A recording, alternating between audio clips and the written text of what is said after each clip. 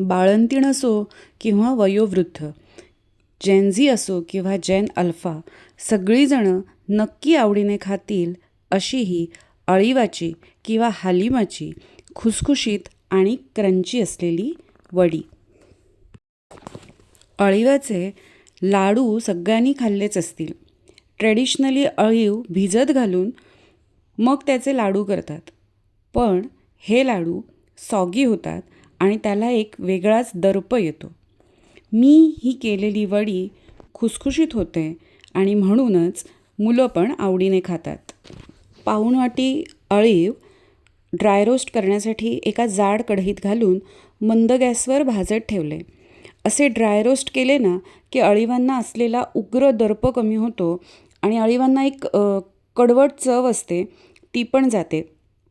म्हणून असं साधारण एक 7 ते 8 मिनटं खरपूस भाजून घेतले. पाऊण वाटी पांढरे तीळ पण असेच ड्राय रोस्ट करायचे आहेत. तीळ पटकन भाजून होतात. असे हाताने मोडले गेले की बस. जनरली लाडू, वडी असं म्हटलं की खूप तूप घालावं लागतं असं म्हणतात, पण यामध्ये मी मोजून छोटे 4 चमचे गाईचं साजूक तूप घालते आहे. तूप तापलं की मग त्याच्यात 1.25 माप होईल एवढा ऑर्गॅनिक गूळ घालायचा. तो परतून घ्यायचा आणि जरासा मेल्ट व्हायला लागला की त्याच्यात 2 मापं ओलं खोबरं घालायचं. मोदकाचं जसं गुळखोबरं करतो तसं गुळखोबरं हे छान मिक्स करून घ्यायचं. गॅसची फ्लेम मोठी करून सतत परतून घ्यायचं. गुळाला पाणी सुटायला लागतं, ते सगळं पाणी आपल्याला सुकवून घ्यायचं आहे. गॅसची फ्लेम मीडियम टू हायवर करत साधारण 5 ते 7 मिनटात हे सगळं मिश्रण असं दिसायला लागतं. हे सतत ढवळत राहायचं म्हणजे खाली लागणार नाही. या मिश्रणात मी चिमूटभर होईल इतकं मीठ घालते आहे. आवडीप्रमाणे काजू, बेदाणे हे ऑप्शनल आहेत, पण मला आवडतात.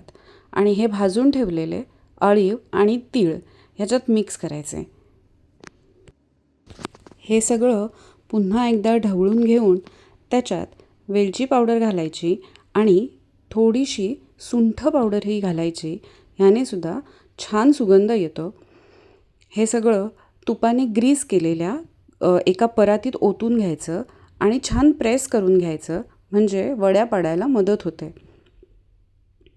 हे असं सगळं पसरवून घेतलं आणि मी ही परात बाहेर 15 मिनटं थंड व्हायला ठेवली आणि फ्रीजमध्ये साधारण 2 तास ठेवली आणि त्याच्यानंतर सेट झाल्यावर अशा ह्या छान कुरकुरीत वड्या पडल्या.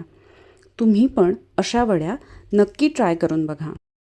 अशा युनिक आणि हेल्दी रेसिपीजसाठी माझं पेज नक्की फॉलो करा, लाईक करा, कमेंट करा आणि आपल्या जवळच्या माणसांसोबत माझे व्हिडिओज नक्की शेअर करा. हेल्दी खा, हॅपी रहा. थँक्यू.